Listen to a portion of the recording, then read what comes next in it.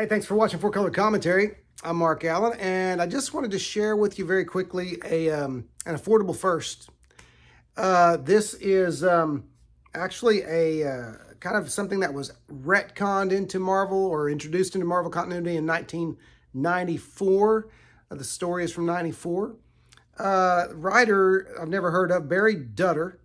M.C. Wyman, the artist, I had heard of him.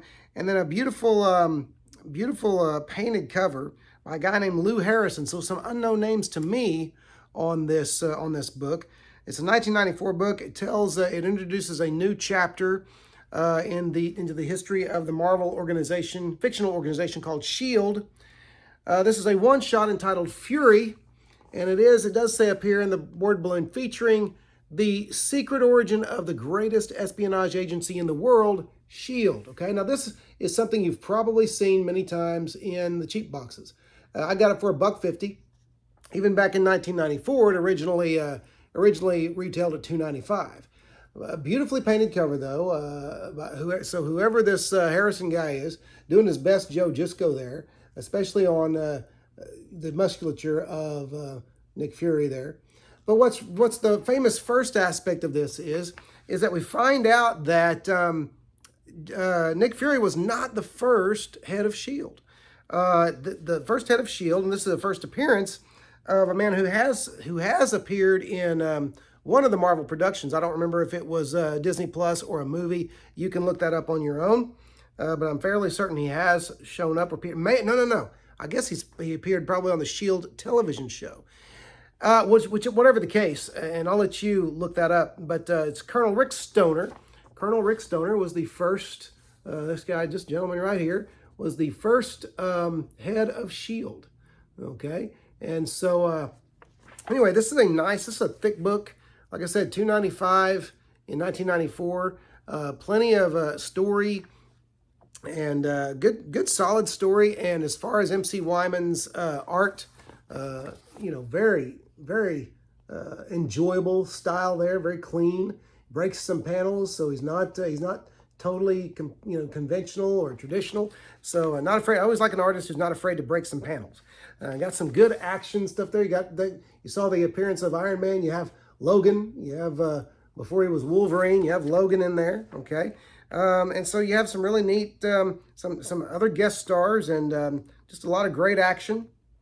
Of course, you have Tony Stark appearing in there throughout the story, and you just have a great. You have Baron Strucker and Arnim Zola, and just a great. You have Mr. Fantastic, the Thing. So you have some great Marvel action here. A great absorbing story that introduces Colonel Rick Stoner. Colonel Rick Stoner as the first head of S.H.I.E.L.D. Okay, and so I highly recommend this. You can find it in the cheap boxes. It is Fury, and that's all it's called is Fury. You'll recognize though the wonderfully painted cover. Let me say this though about affordable firsts. I've mentioned in my last video, I believe, or maybe another, but that you know this. I'm probably not telling you anything you don't already know. But as far as movie-wise, superhero fatigue is real. Now, my oldest son, has seen the Blue Beetle movie already. He tells me that's very good.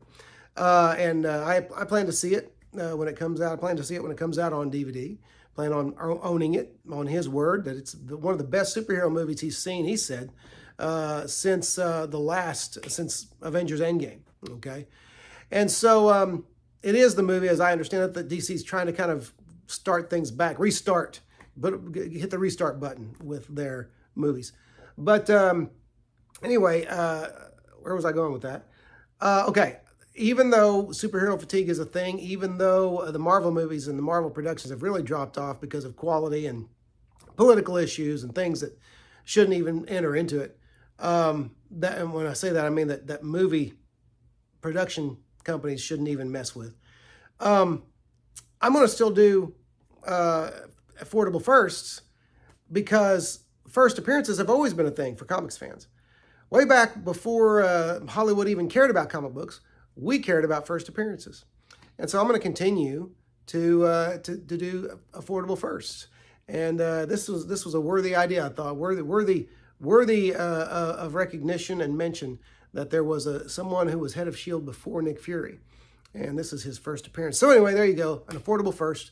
And just a little word about the world of comics. And you know, I have mentioned before, I think comics, the production of comics is a little more pure when we're not trying to make, when comics producers aren't trying to make comics as launching pads for movies. In other words, pitches for Hollywood. I like comics to be made as comics, not for a pitch or a suggestion for the next big movie. Anyway, that's just me. Still love comic book movies when they're done well. I always will. But let comics be comics. Let movies be movies. And since we're already familiar with various comic universes, it'll be no problem for our comic fan brains to segment the MCU or the DCU in one spot in our brain, and the Marvel Comics universe in the other slot of our brain. Anyway, speaking of my brain, I've already overloaded mine, so I'm going to let you go. Thanks for watching 4 Color Commentary, and we'll see you next video.